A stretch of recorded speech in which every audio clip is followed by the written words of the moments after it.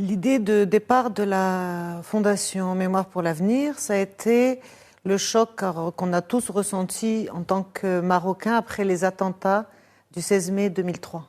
Ça a été un choc terrible pour beaucoup de citoyens. Et à partir de là, s'est mis en place une démarche d'essayer de comprendre ce qui s'était passé et comment on pouvait, à notre niveau, participer et faire quelque chose.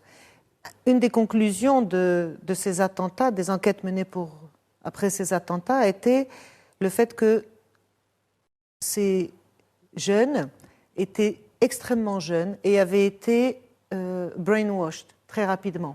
Et donc une des décisions que nous avons prises à titre amical, entre amis, a été de s'unir pour essayer d'aider la jeunesse marocaine à mieux résister à l'attractivité des discours terroristes, et en particulier, puisque nous devions choisir un angle, ça a été l'angle de l'histoire du Maroc, en pensant qu'il était plus difficile de basculer dans la radicalisation, ou était plus difficile de mentir à quelqu'un et de le manipuler quand cette personne avait une meilleure maîtrise de son histoire.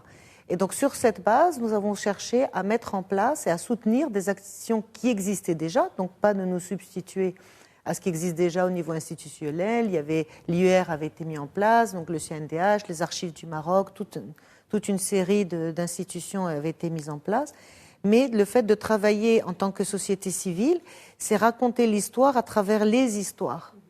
Les histoires vont permettre aux jeunes un sentiment d'appropriation de leur histoire. Et c'est comme ça, sur le chemin de cette démarche de recherche de moments historiques particulièrement révélateurs de notre identité profonde de Marocains, que nous avons rencontré le chemin de Toumléline.